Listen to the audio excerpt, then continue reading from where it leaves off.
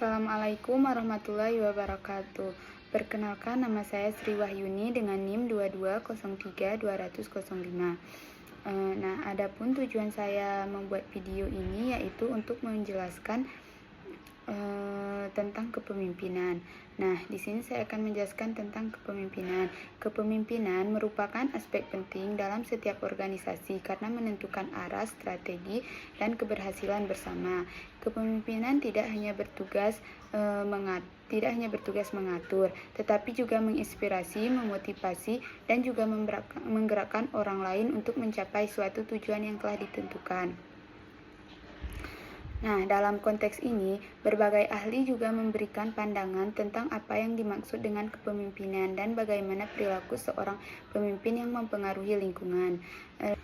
Menurut salah satu ahli yang bernama Saros dan Batkatsku tahun 1996, mereka mendefinisikan kepemimpinan sebagai perilaku yang bertujuan untuk mempengaruhi orang lain agar berkontribusi pada tujuan yang disepakati bersama.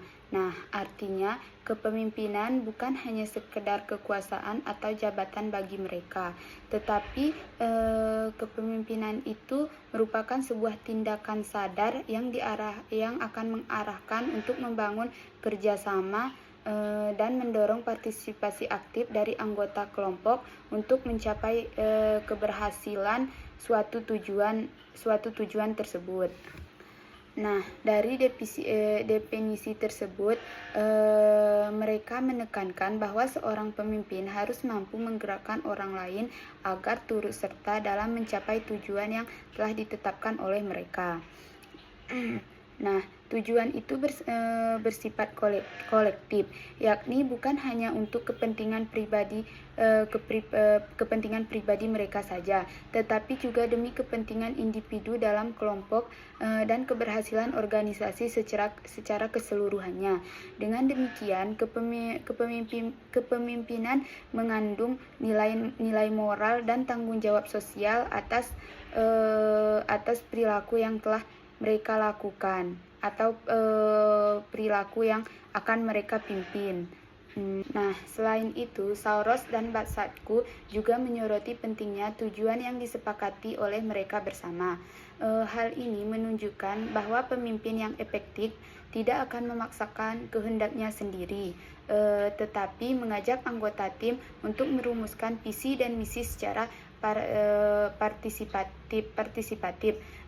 Dengan begitu, rasa memiliki dan komitmen dari setiap anggota terhadap tujuan tersebut akan lebih kuat, dan tujuan untuk mencapainya akan lebih cepat lagi. Sementara itu, ada seorang ahli lagi yang bernama Anderson di tahun 1988. Ia juga memberikan penekanan yang sedikit berbeda tentang pendapat yang di atas tadi. Ia mendefinisikan kepemimpinan sebagai penggunaan kekuasaan untuk mempengaruhi pemikiran dan tindakan orang lain agar mencapai suatu tujuan tertentu. Definisi ini menyoroti aspek kekuasaan sebagai alat bagi pemimpin untuk mengarahkan perilaku bawahannya. Nah, dalam pandangan Anderson ini, kekuasaan bukan berarti paksaan, melainkan kemampuan seorang pemimpin untuk mengarahkan anggotanya, mengendalikan dan membentuk pola pikir anggota tim tersebut. Pemimpin menggunakan otoritas secara bijaksana agar pengikutnya memahami visi dan misi dan juga termotivasi untuk bertindak sesuai dengan arah yang diinginkan organisasi. Meskipun Anderson lebih menyoroti aspek kekuasaan, esensi dari kedua definisi tersebut tetap sama, dan tujuannya juga tetap sama. Kepemimpinan adalah proses di mana yaitu mempengaruhi orang lain. Bedanya dari kedua pendapat ahli tersebut yaitu jika Sarson dan Katsuku lebih menekankan bahwa kolaborasi dan tujuan bersama. Nah, jika menurut Anderson yaitu mendefinisikan sebagai menekankan pada peran kekuasaan dalam mempengaruhi pikiran dan tindakan individu yang mencapai sasaran yang spesifik. Nah, dari kedua penjelasan yang telah saya jelaskan tersebut, kedua pandangan tersebut cukup menunjukkan bahwa kepemimpinan adalah perpaduan antara kemampuan interpersonal atau tanggung jawab moral pemimpin yang baik tidak hanya untuk mengendalikan posisi atau kekuasaan formal, tetapi juga menggunakan kemampuan komunikatif, empati, dan keteladanan untuk mempengaruhi bawahannya secara positif. Nah, di sini kita dapat melihat inti dari kedua penjelasan tersebut tentang pemimpin, yaitu adalah pengaruh. Namun cara dan orientasi kita yaitu bisa berbeda-beda, karena pemimpin yang efektif harus menyeimbangkan antara pengguna kekuasaan dan pencinta hubungan yang harmonis demi keberhasilan bersama untuk mencapai suatu tujuan yang tertentu. Nah, untuk materi selanjutnya yaitu di sini saya akan menjelaskan tugas pemimpin. Nah, salah satu tugas yang harus ada di pemimpin yaitu mengambil inisiatif. Nah, dalam tugas yang berkaitan dengan pekerjaan, seorang pemimpin harus mengambil inisiatif sendiri. Nah, dikarenakan inisiatif merupakan salah satu langkah awal yang sangat menunjukkan tanggung jawab dan keberanian untuk bertindak sebelum orang lain melakukan sesuatu atau sebelum menjalankan sesuatu. Nah, pemimpin yang memiliki inisiatif tinggi akan menjadi teladan bagi anggota lain karena ia menunjukkan sikap produktif dalam menghadapi masalah atau mencari solusi terbaik demi kemajuan bersama. Nah, jika seorang pemimpin sudah bisa mencontohkan kepada orang lain, itu dipastikan orang lain pun akan mengikuti tingkah lakunya, dan dengan mengikuti tingkah lakunya yang produktif tadi, seorang pemimpin akan lebih mudah untuk mencapai tujuan yang akan diinginkan oleh pemimpin tersebut atau oleh orang yang dipimpinnya tersebut. Nah, selanjutnya yaitu ada pemimpin harus bisa mengatur langkah dan arah. Nah, yang dimana artinya yaitu ia harus memiliki visi dan strategis yang jelas dalam mencapai tujuan kelompok.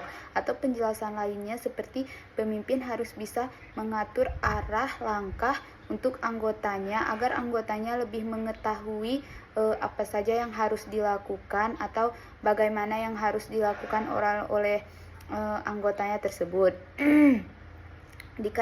Dikarenakan pengaturan langkah sangat melibatkan perencanaan yang matang agar setiap anggota mengetahui apa yang harus dilakukan dan kapan harus melakukannya. Nah, dengan demikian kerja dalam tim tersebut akan menjadi lebih terarah dan efisien tanpa banyak pemborosan waktu maupun tenaga, dikarenakan semuanya sudah dipimpin oleh pemimpin dan para anggotanya mereka tahu akan menjalankan apa, bagaimana dan solusinya bagaimana. Nah, yang selanjutnya yaitu ada pemimpin juga bertugas untuk memberikan informasi kepada anggotanya. Nah, informasi bagaimana yang harus diberikan pemimpin kepada anggotanya yaitu informasi yang jelas, terbuka untuk meminimalisir kesalahpahaman serta memperlancar komunikasi dalam kelompok. Nah, oleh sebab itu, keterbukaan pemimpin kepada anggotanya juga sangat diperlukan dalam tugas pemimpin. Nah, seorang pemimpin yang komunikatif juga harus memastikan bahwa semua anggota memahami tugas dan tanggung jawab dan tujuan yang ingin dicapai, agar semuanya lebih mudah untuk dicapai oleh anggota dan pemimpinnya. Nah, transparansi dalam memberikan informasi juga menumbuhkan rasa kepercayaan anggota tim tersebut dan pemimpinnya. Nah, selanjutnya yaitu pemimpin juga perlu memberikan dukungan kepada para anggotanya. Nah, dukungan ini juga bisa berupa semangat, bimbingan, maupun bantuan praktis ketika anggota menghadapi kesulitan. Nah, pemimpin yang sportif membuat anggota merasa dihargai dan termotivasi akan memberikan yang terbaik dalam pekerjaan. Dukungan emosional dari pemimpin juga sangat penting untuk menjaga suasana kerja sportif. Nah, semisal jika seorang pemimpin memberikan semangat kepada anggotanya atau mendukung pekerjaan yang diberikan kepada anggotanya, disitulah letak anggota akan lebih bersemangat untuk mencapai tujuan yang akan mereka tuju tersebut.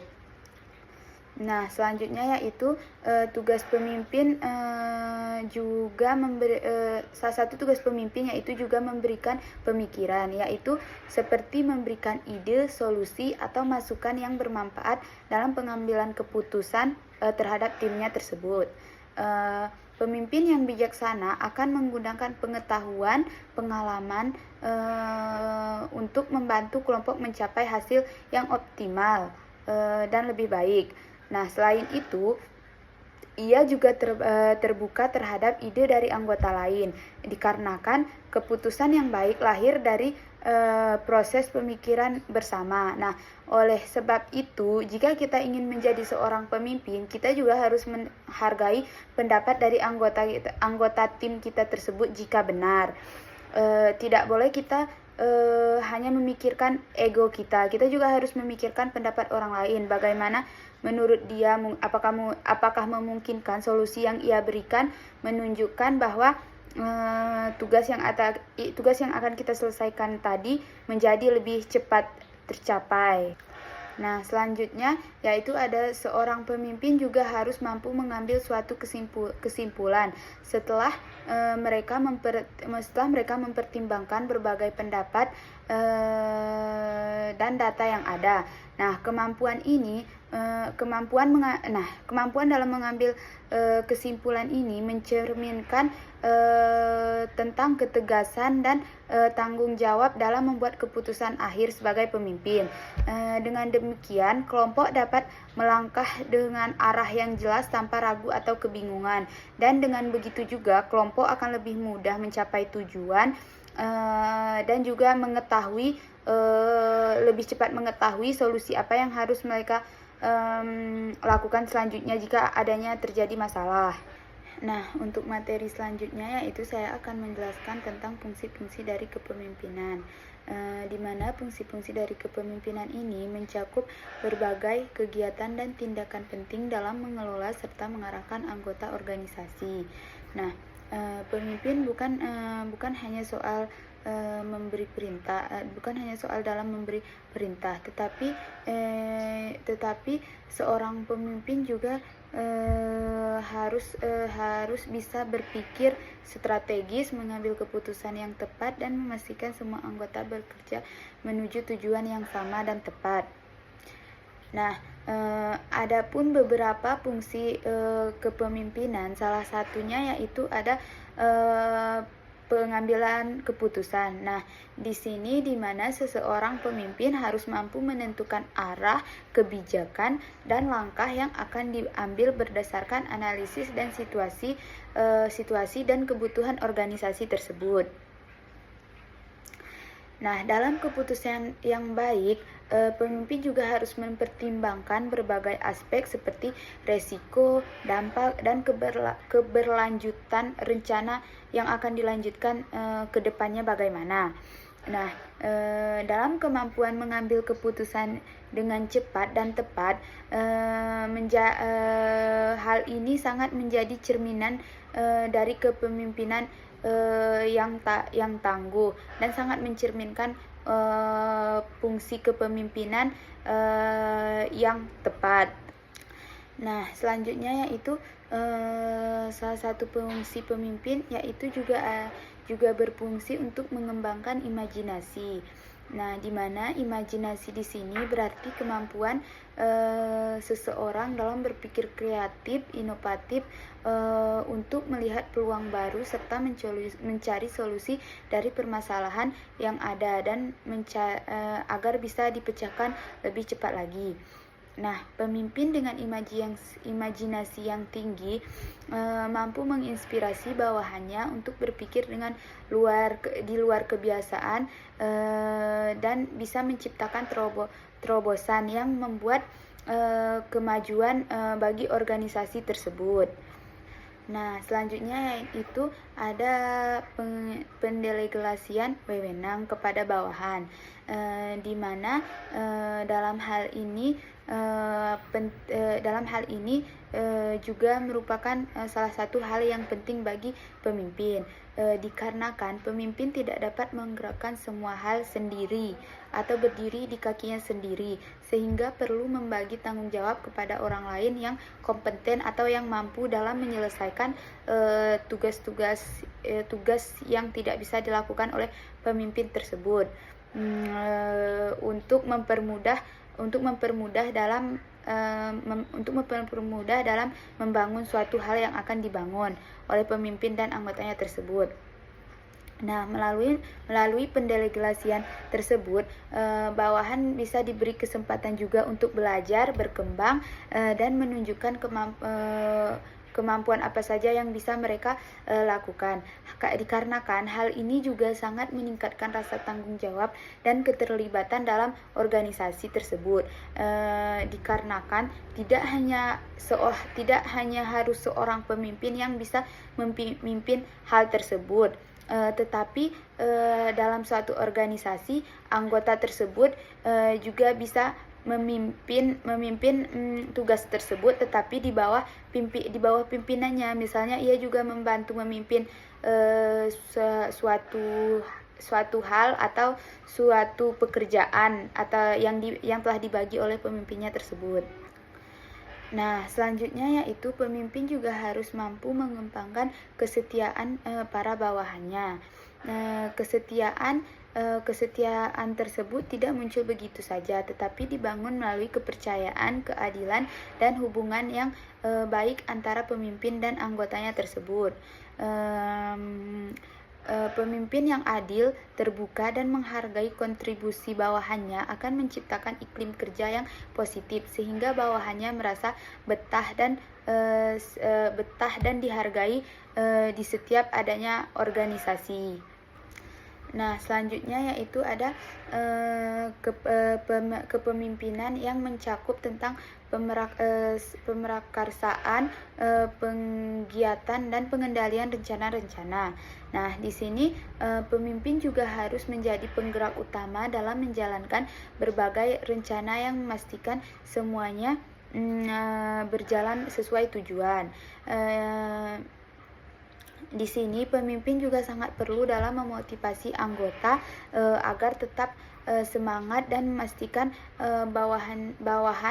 bawahannya melaksanakan setiap kegiatan tetap dalam jalur yang benar melalui pengawasan efektif.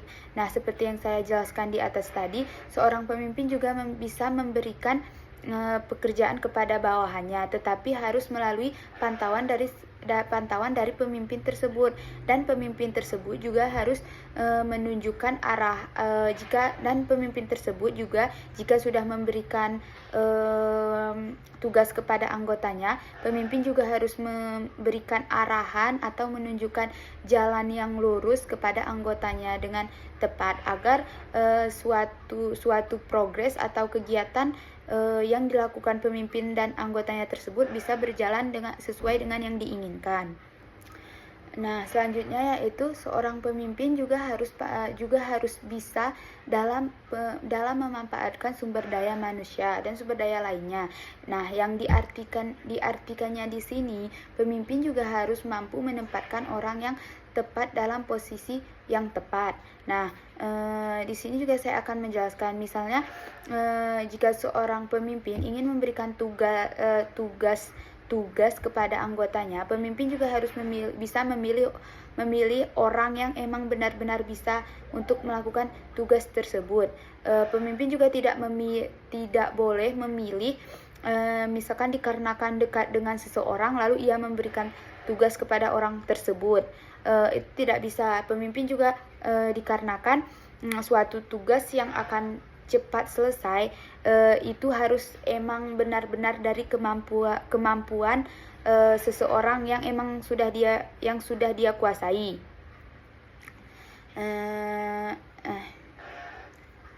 Nah, serta pemimpin juga harus menggunakan waktu, dana, dan fasilitas secara efisien. Dengan manajemen sumber daya yang baik, produktivitas organisasi dapat meningkatkan secara signifikan.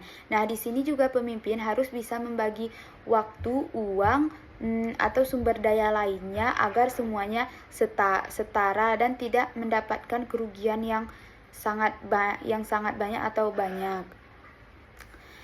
Nah, selanjutnya yaitu pemimpin juga memiliki fungsi dalam pelaksanaan keputusan dan membuat pemberanian dorongan kepada para pelaksana. Setelah keputusan ini dibuat, pemimpin juga harus memastikan bahwa semua rencana yang telah dijalankan harus berjalan dengan baik dan memberi motivasi agar pelaksanaan pekerjaan dapat mudah diselesaikan dan para pekerja juga bisa mengerjakan pekerjaan tersebut dengan penuh semangat. Nah, dorongan moral dalam bimbingan langsung dari pemimpin akan memperkuat rasa tanggung jawab dalam tim. Nah, di sini bisa dicontohkan misalnya seperti pemimpin juga bisa langsung turun ke lapangan untuk memantau para anggota tim tersebut atau untuk mengarahkan apa-apa saja yang harus dilakukan oleh anggota tersebut dan bagaimana caranya agar salah satu pekerjaan tersebut bisa diselesaikan dengan cepat waktu. Nah, selanjutnya yaitu fungsi kepemimpinan juga mencakup pelaksanaan kontrol dan perbaikan kesalahan. Nah, di mana di sini jika seorang pemimpin mengetahui bahwa anggotanya tersebut melakukan kesalahan, seorang pemimpin tersebut juga harus bisa mengendalikan permasalahan tersebut atau mengarahkan seorang anggota yang berbuat salah tadi agar lebih baik lagi. Untuk karena itu pengawasan dari pemimpin itu sangat penting untuk memastikan kegiatan berjalan sesuai rencana dan standar yang telah ditetapkan dari awal tersebut. Nah, jika terjadi kesalahan, pemimpin juga harus cepat tanggap, melakukan evaluasi dan mencari solusi, bukan sekedar hanya untuk menyalahkan anggota tim tersebut, tetapi juga pemimpin juga harus bisa memperbaiki kesalahan agar tidak terulang ke masa depan atau ke pekerjaan yang akan selanjutnya dilakukan oleh tim dan anggota tim tersebut. Nah, selanjutnya yaitu pemimpin juga memiliki kewajiban untuk memberikan penghargaan kepada bawahan yang berprestasi serta bertanggung jawab atas semua tindakan. Nah, di sini bisa kita contohkan jika emang seorang pemimpin tidak bisa memberikan penghargaan, minimal seorang pemimpin juga harus mengapresiasi pekerjaan yang telah diselesaikan oleh anggotanya tersebut. Semisal contoh kecilnya, semisal seorang pemimpin tersebut memuji atau berterima kasih kepada anggotanya tersebut agar mereka juga tidak merasa hanya untuk diperbudak atau dilakukan semena-menanya saja. Nah, untuk slide selanjutnya di sini saya akan menjelaskan tentang implikasi kepada kepemimpinan, yaitu dampak dan penerapan nyata dari peran seorang pemimpin dalam kehidupan organisasi maupun berkelompok. Implikasi kepemimpinan ini sangat menunjukkan bahwa kepemimpinan bukan hanya sebuah jabatan atau posisi bagi seseorang, melainkan kepemimpinan ini adalah suatu tanggung jawab besar yang akan melibatkan banyak pihak dan mempengaruhi arah keberhasilan bagi anggota dan pemimpinnya. Nah, kepemimpinan yang sejati tidak hanya terlihat dari kemampuan seseorang dalam mengatur, tetapi juga dari bagaimana seorang pemimpin tersebut dapat berinteraksi dengan anggotanya, memotivasi anggotanya dan memberikan pengaruh positif kepada orang lain dan anggotanya agar pekerjaan yang diberikan pemimpin kepada anggotanya tersebut bisa berjalan sesuai keinginan atau sesuai rencana yang mereka lakukan dari awal. Nah, ada beberapa poin penting dalam pengimplikasian kepemimpinan. Salah satunya yaitu pemimpin harus selalu melibatkan orang atau pihak lain, yang dimana artinya tidak ada kepemimpinan tanpa pengikut atau anggota yang dipimpin. Seorang pemimpin harus mampu bekerja sama dengan berbagai individu yang memiliki latar belakang, karakter, dan kemampuan yang berbeda-beda. Nah, di sini seorang pemimpin tidak boleh membedakan dengan anggota yang satu dan anggota yang dua, walaupun misalnya anggota satu adalah keluarga dari seorang pemimpin dan anggota dua bukan keluarga dari seorang pemimpin. Walaupun begitu, seorang pemimpin tidak boleh membeda-bedakan di antara kedua anggota tersebut.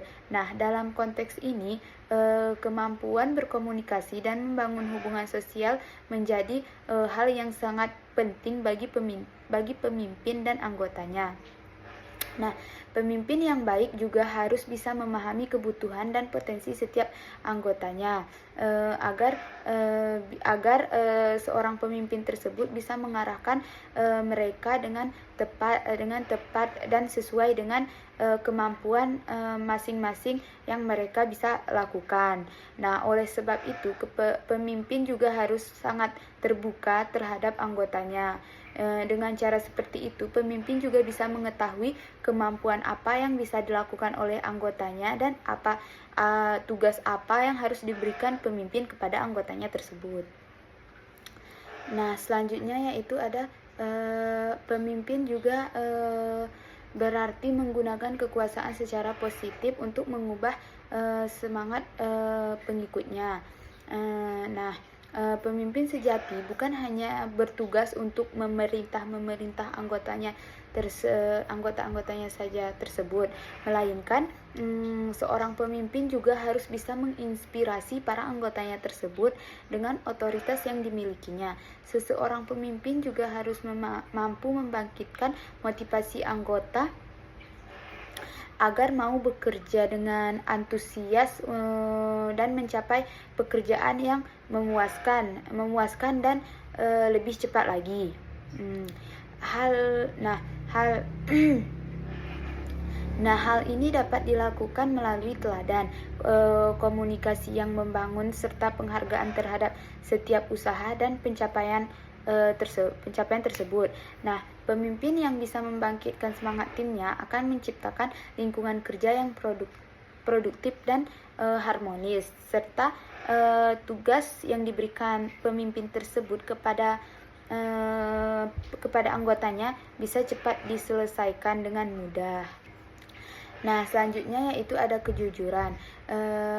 Kejujuran juga merupakan salah satu dasar utama dalam kepemimpinan. Nah, dikarenakan seorang pemimpin yang jujur terhadap orang lain ataupun dirinya sendiri bisa membangun kepercayaan lebih tinggi lagi. Nah, dikarenakan kepercayaan adalah pondasi utama dalam membangun suatu kerjasama.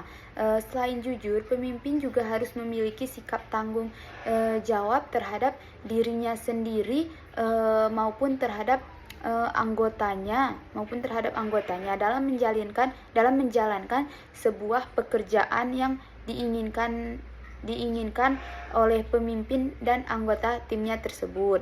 Nah, dalam menjalankan kepemimpinannya, seseorang pemimpin juga harus memiliki pengetahuan, keberanian, dan keyakinan yang kuat. Nah, pengetahuan di sini sangat dibutuhkan agar setiap kebijakan yang diambil memiliki dasar yang logis dan rasional. Dan keberanian juga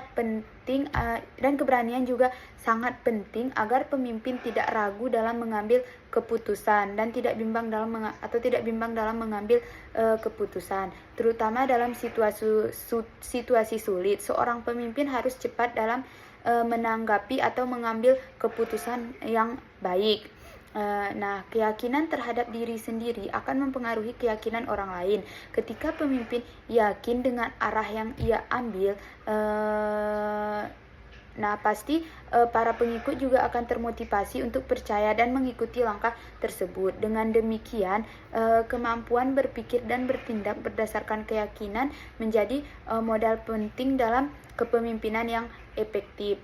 Contohnya, semisal jika seorang pemimpin dia ragu dalam mengambil keputusan, maka anggotanya tersebut pasti akan tidak terlalu percaya terhadap pemimpin tersebut. Tetapi jika seorang pemimpin bisa mengatasi masalah dan cepat bertindak atau mengambil keputusan, pasti masalah yang sedang dihadapi akan lebih cepat selesai dan mudah diperbaiki lagi.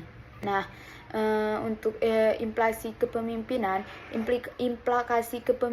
juga mencakup kemampuan untuk meyakinkan dan mempengaruhi orang lain dalam membangun sebuah organisasi atau pekerjaan yang akan dibangun oleh seorang pemimpin dan anggotanya. Pemimpin yang sukses adalah mereka yang dapat menanamkan visi dan semangat kepada seluruh anggotanya. Sehingga semua yang merasa memiliki tujuan yang sama, ia tidak memberi perintah tetapi juga mampu menggerakkan hati dan pikiran para pengikutnya misalnya melalui dengan kejujuran, tanggung jawab, pengetahuan, serta kemampuan komunikasi yang baik. Seorang pemimpin juga dapat menciptakan lingkungan yang solid, penuh kepercayaan, dan berotoritas pada kemajuan bersama. Nah, untuk materi selanjutnya yaitu di sini saya akan menjelaskan tentang sumber kekuasaan pemimpin menurut Precht dan Raven di tahun 1998. Nah, di sini Precht dan Raven di tahun 1998 mengemukakan teori tentang 5 sumber kekuasaan yang dimiliki oleh seseorang pemimpin. Dalam teori ini menjelaskan bagaimana pemimpin dapat mempengaruhi bawahannya berdasarkan persepsi yang dimiliki oleh bawahannya terhadap pemimpin tersebut. Nah, untuk kekuasaan ini penting untuk dipahami karena mempengaruhi efektivitas kepemimpinan dalam berbagai konteks organisasi.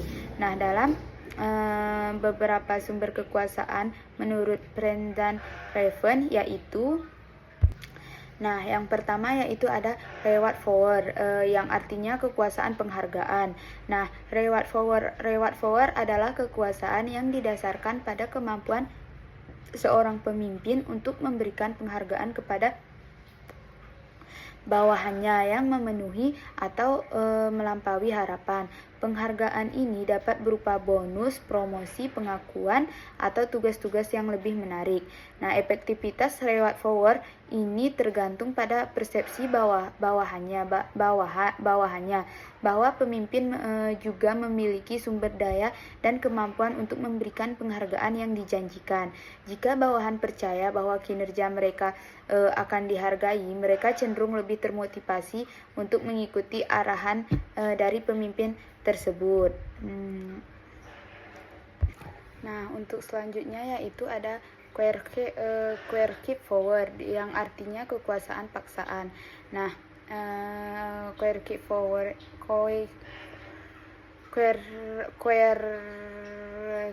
power tadi adalah kebalikan dari reward power yang saya jelaskan di atas tadi, yang mana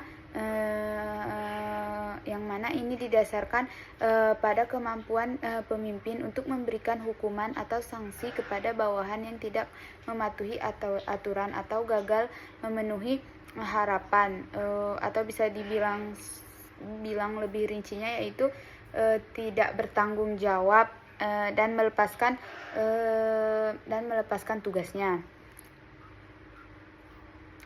Hukuman ini bisa berupa teguran, penurunan jabatan, pemotongan gaji, atau bahkan pemecatan jika memang kesalahan yang dilakukannya sudah fatal.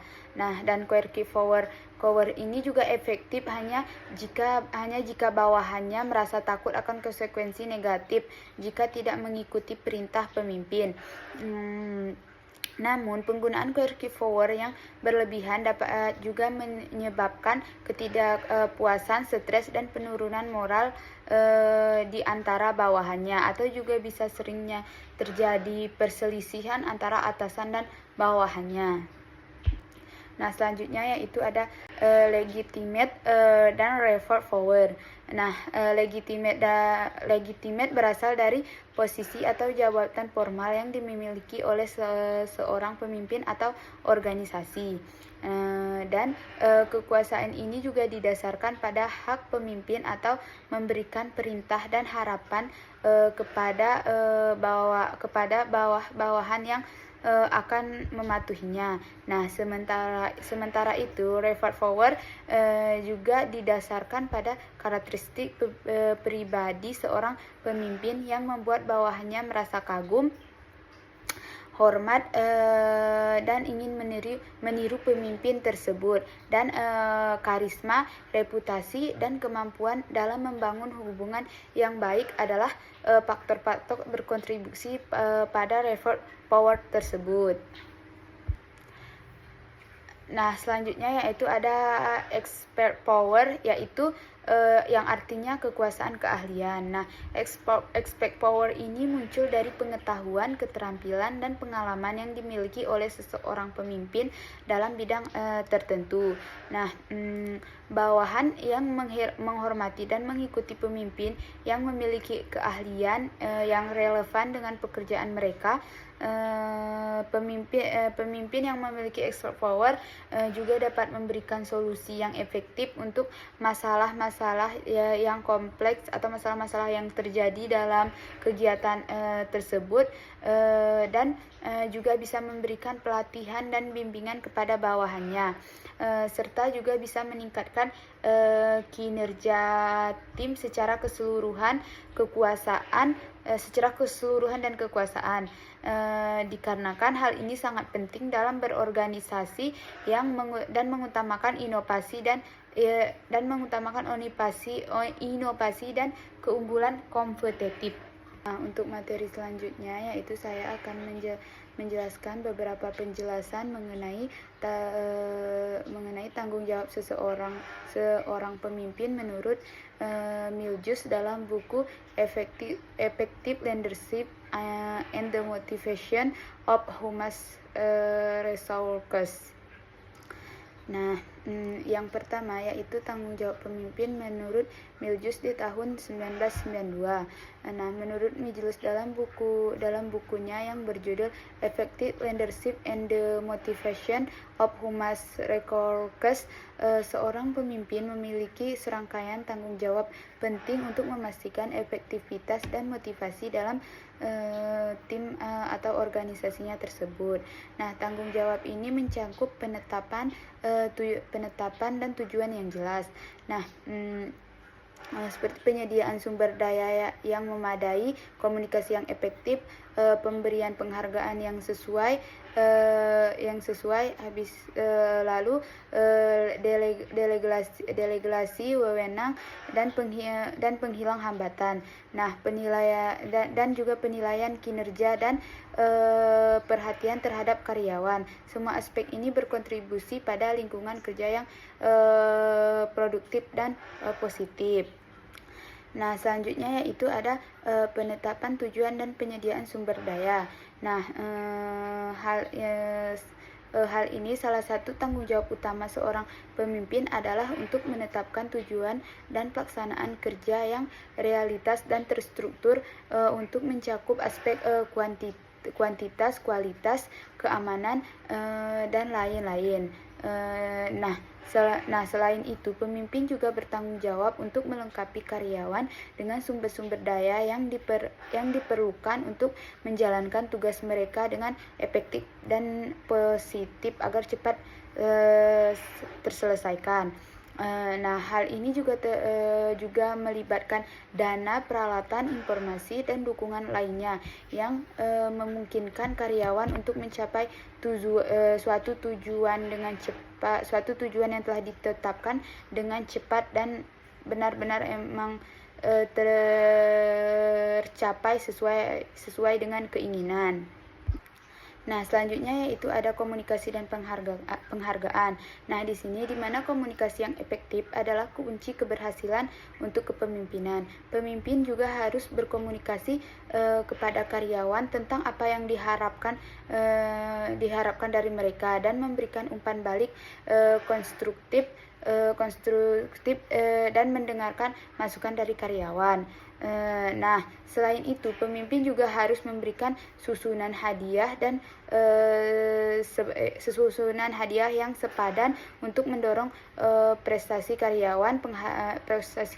Nah, penghargaan ini juga bisa berupa inisiatif finansial, promosi dan pengakuan publik atau kesempatan pengambilan karir. Nah, dari hal ini kita juga bisa dapat mengambil kesimpulan bahwa seorang pemimpin juga tidak boleh jika untuk melakukan suatu pekerjaan mereka tidak boleh memikirkan egonya saja atau hanya memikirkan apa yang mereka inginkan. Kita juga harus memikirkan apa yang dibutuhkan oleh anggota kita tersebut atau apa yang emang mereka tuju. Nah, selanjutnya yaitu ada delegasi dan penghilangan hambatan. Nah, di sini pemimpin yang efektif juga harus mampu mendelegasikan wewenang kepada bawahannya apabila diperlakukan dan mengundang partisipasi apabila memungkinkan. Delegasi wewenang ini juga bisa memberikan kesempatan kepada karyawan untuk mengembangkan keterampilan atau mengambil tanggung jawab yang lebih besar. Nah, selain itu, pemimpin juga harus bertanggung jawab untuk menghilangkan hambatan yang menghalangi pelaksanaan pekerjaan yang efektif. Ini juga bisa berupa masalah operasional, konflik interpersonal atau kekurangan dukungan dan manajemen. Nah, maka dari sebab itu, jika kita ingin menjadi seorang pemimpin harus bisa dapat mengambil keputusan dengan cepat atau harus bisa cepat berpikir dalam penyelesaian masalah. Nah, yang selanjutnya yaitu di sini ada penilaian kerja dan perhatian dari karyawan. Nah, di sini juga seorang pemimpin juga harus secara teratur menilai pelaksanaan pekerjaan karyawan dan mengkomunikasikan hasilnya kepada mereka. Penilaian kinerja ini juga akan memberikan kesempatan kepada karyawan untuk memahami kekuatan dan kelemahan yang ada pada mereka. Juga mereka harus merencanakan pengembangan karir mereka terakhir dan juga mereka juga harus menunjukkan perhatian pada karyawan sebagai individu. Dikarenakan ini bermaksud untuk memahami kebutuhan dan aspirasi mereka. Dan seorang pemimpin juga harus memberikan dukungan emosional dan menciptakan lingkungan kerja yang inklusif dan sportif dalam menyelesaikan setiap permasalahan. Nah, baik, untuk materi selanjutnya saya akan menjelaskan tentang tipe kepemimpinan otokratis. Nah, di sini tipe kepemimpinan otokratis adalah gaya kepemimpinan di mana seseorang pemimpin dapat memegang kendali penuh atas pengembalian keputusan dan operasi organisasi. Nah, di sini pemimpin otokratis juga cenderung menganggap bahwa organisasi sebagai milik pribadi dan mengidentifikasikan tujuan pribadi mereka dengan tujuan organisasi. Nah, mereka juga seringkali kurangnya mempercayai bawahan dan melihat mereka sebagai alat semata untuk mencapai tujuan mereka sendiri. Nah, gaya kepemimpinan ini juga cenderung tidak menghargai masukan dari orang lain atau sangat tergantung pada kekuasaan formal mereka sendiri. Nah, salah satu ciri utama dari kepemimpinan otokratis adalah keengganan mereka untuk menerima kritik, saran, atau pendapat dari bawahannya atau orang lain. Nah, di sini mereka juga percaya bahwa mereka memiliki semua jawaban dan bahwa mereka juga berpikir bahwa pendapat orang lain itu tidak relevan atau tidak penting. Nah, hal ini juga dapat menciptakan lingkungan kerja yang tidak sehat yang dimana bawahannya bisa merasa bahwa mereka tidak dihargai dan tidak termotivasi untuk memberikan yang terbaik dalam mengusahakan tugas yang diberikan pemimpin mereka tersebut. Nah, di sini juga mereka akan mengalami merasa bahwa kurangnya umpan balik dan dialog juga dapat menghambat inovasi dan kreativitas dalam organisasi di antara pemimpin dan anggotanya. Nah, selanjutnya itu dalam tindakan penggeraknya. Nah, di sini pemimpin otokratis juga sering menggunakan pendekatan yang mengandung unsur paksaan dan panitip. Mereka mungkin menggunakan ancaman hukuman atau sanksi untuk memaksa bawahan mereka untuk mematuhi perintah mereka. Nah, gaya kepemimpinan ini juga dapat menciptakan lingkungan kerja yang penuh tekanan, kekuatan, yang pada akhirnya dapat merusak moral dan produktivitas karyawan atau bawahan mereka. Nah, selain itu, pendekatan yang kasar dan tidak manusiawi juga dapat melanggar hak-hak asasi manusia bagi bawahan dan atau karyawan mereka tersebut. Nah, selanjutnya itu di sini ada tipe kepemimpinan otokratis juga. Tipe kepemimpinan otokratis juga seringkali tidak tepat untuk organisasi modern di mana hak-hak asasi manusia harus dihormati. Nah, dalam lingkungan kerja yang ideal ini, bawahan juga harus diperlakukan dengan hormat dan dihargai juga atas kontribusi mereka sendiri. Nah, di sini juga pemimpin harus juga menciptakan lingkungan di mana bawahan mereka aman untuk berbicara dan berbagai ide-ide mereka. Nah, gaya kepemimpinan otokratis ini juga gaya kepemimpinan otokratis ini juga cenderung menghambat partisipasi dan kolaborasi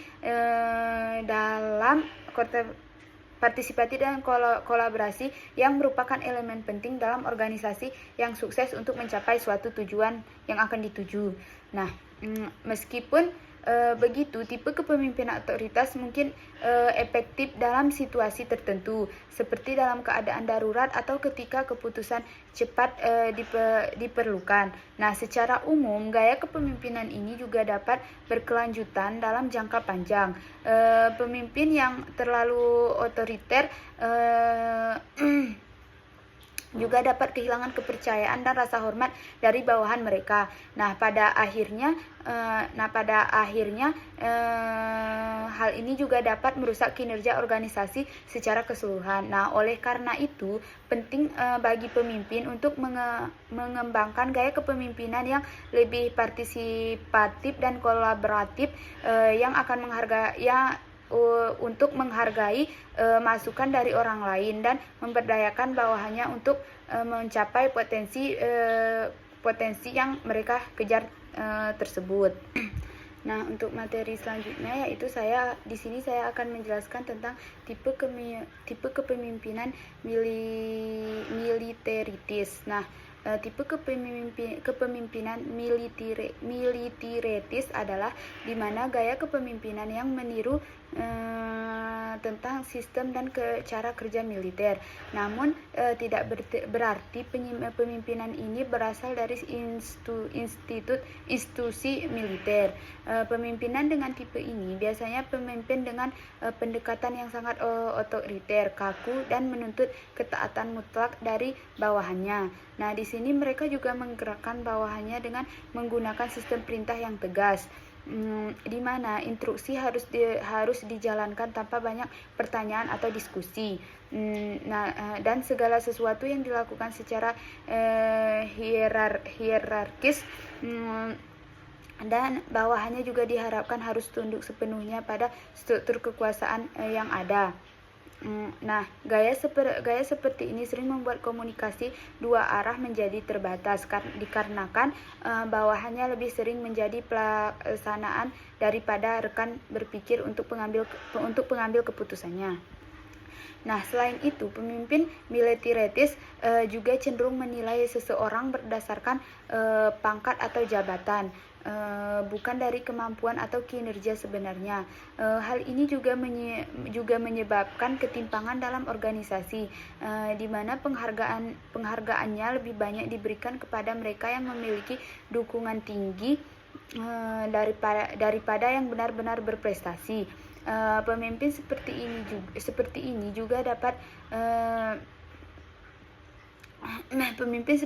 juga senang dengan formalitas yang berlebihan, misalnya terlalu fokus pada tata cara upacara dan simbol-simbol kekuasaan. Formalitas yang berlebihan ini juga seringkali membuat suasana kerja menjadi kaku dan menekankan kreativitas bawahannya karena semua tindakan harus mengikuti prosedur dan aturan yang ketat tanpa ruang informasi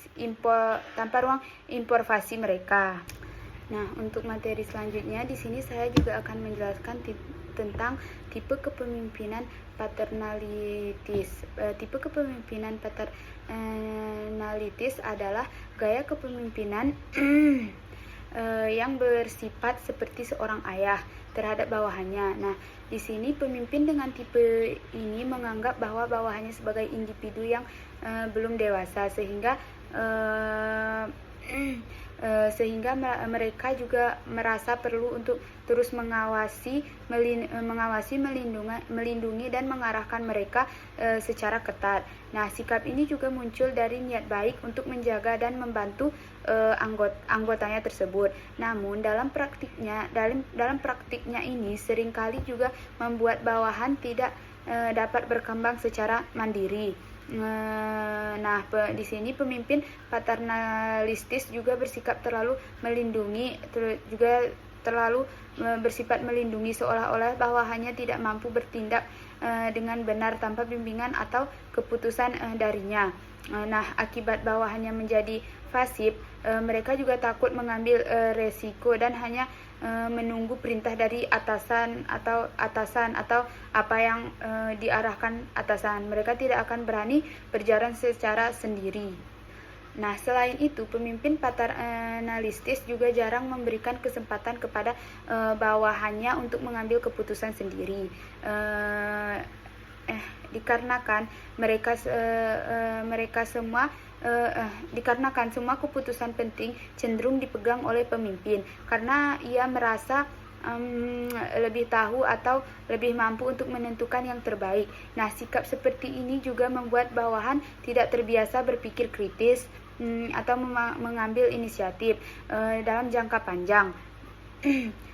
Nah, hal tersebut juga dapat menghambat pengembangan potensi bawahannya dikarenakan kreativitas dan daya inovasi mereka tidak terasah.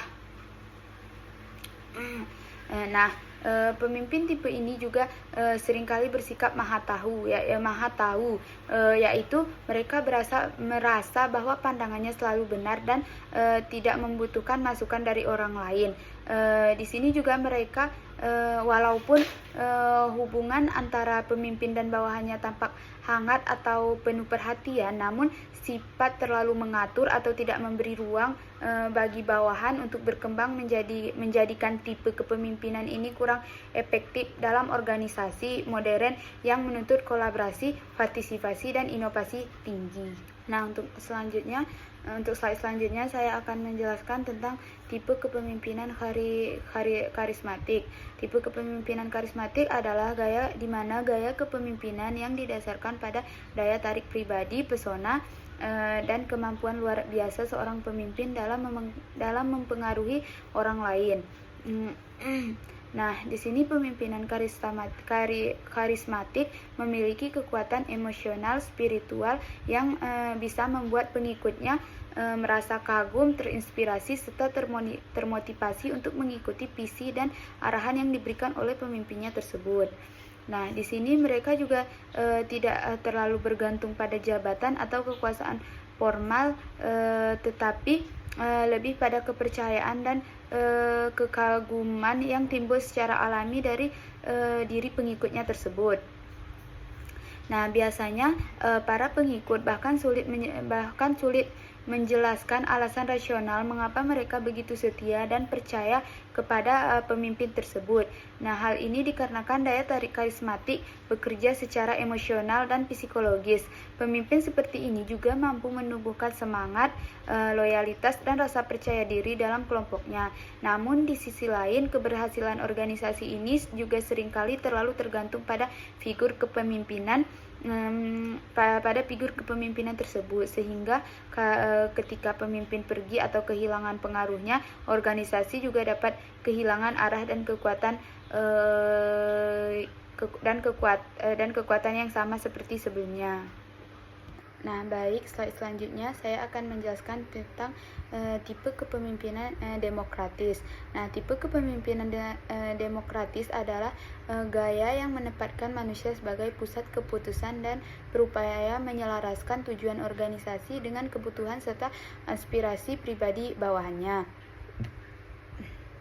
Nah, dalam praktiknya, pemimpin demokratis aktif meminta, menerima, dan mempertimbangkan saran maupun kritik dari tim sehingga keputusan yang dihasilkan secara lebih partisipatif dan berdaya guna. Nah, pemimpin ini juga mendorong kerjasama tim dengan membangun suasana saling percaya dan komunikasi terbuka, dan juga memberikan kebebasan kepada bawahannya untuk bereksperimen dan membuat kesalahan sebagai bagian dari proses pembelajaran kesalahan yang dibahas dan diperbaiki agar tidak terulang kembali. Nah, untuk materi selanjutnya saya akan menjelaskan tentang fungsi pokok kepemimpinan menurut Hadari Nawawi. Nah,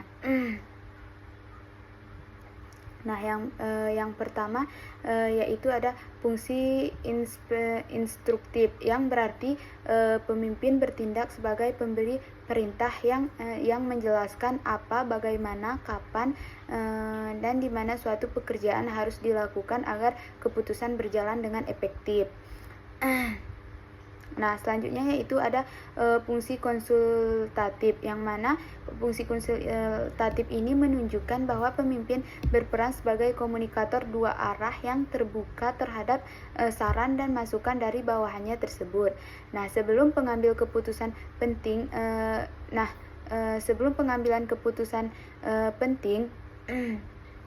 sedangkan fungsi partisipasi juga menekankan bahwa pentingnya keterlibatan bawahan dan dalam pengambilan keputusan dan pelaksanaan tugas, sehingga tercipta kerjasama, rasa tanggung jawab bersama untuk mencapai suatu organisasi yang dituju. Nah, untuk materi selanjutnya saya akan menjelaskan fungsi pokok kepemimpinan menurut Hadari Nawawi. Yang pertama yaitu ada fungsi delegasi, di mana di sini fungsi delegasi menurut dia yaitu pemimpin akan memberikan pelimpahan wewenang kepada orang lain untuk membuat atau menetapkan keputusan. Delegasi didasarkan pada kepercayaan pemimpin kepada orang yang mereka beri wewenang, dan ini juga penting karena kemajuan kelompok tidak mungkin dicapai oleh pemimpin seorang diri.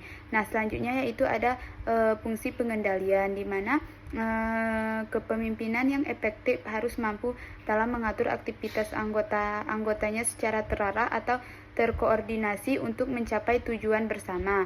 Nah, pemimpin melaksanakan fungsi untuk pengendalian melalui bimbingan, arahan, koordinasi, dan pengawasan bagi mereka. Nah, selanjutnya di sini saya akan menjelaskan tentang materi level dan keterampilan kepemimpinan yang perlu dimiliki. Nah, yang pertama yaitu ada level top leader atau top manajemen. Di mana di sini kepemimpinan puncak, misalnya seperti direktur utama, tugas utamanya bersifat konseptual, yaitu melakukan perencanaan untuk seluruh anggota organisasi. Nah, selanjutnya yaitu di sini ada level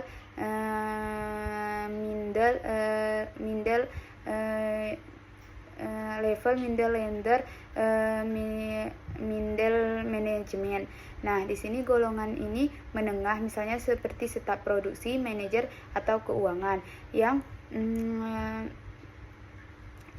bisa melakukan tugas atau konseptual sebagai penjabaran dari top manajemen, juga untuk melakukan pekerjaan tersebut atau pengusaha teknis dan yang relatif penting. Nah, selanjutnya yaitu ada di sini level lower leader, atau lower management, di mana golongan ini level ini bisa disebut dengan level bawahan, misalnya seperti supervisor, mandor, atau pelaksanaan teknis yang harus menguasai teknis, sedangkan konseptual tidak begitu penting. Nah, untuk materi selanjutnya di sini saya akan menjelaskan tentang ciri-ciri pemimpin yang tidak ideal. Nah, ciri-ciri ini mencakup sikap hanya memerintah, jarang berdiskusi, tidak memberikan kepercayaan atau pujian, dan juga sering menimbulkan konflik. Pemimpin yang tidak ideal juga tidak terbuka, seperti tidak bertanggung jawab, tidak memiliki visi dan misi, dan juga gagal dalam memimpin diri sendiri. Nah, selain itu, mereka juga terlalu mengandalkan pengalaman masa lalu, terlibat politik kantor, tidak memiliki tujuan kerja, menyalahgunakan sumber daya, dan tidak melihat peluang, dan tidak percaya diri. Nah, mungkin hanya itu saja yang dapat saya sampaikan dari materi tersebut. Wabillahi taufiq wal hidayah. Assalamualaikum warahmatullahi wabarakatuh.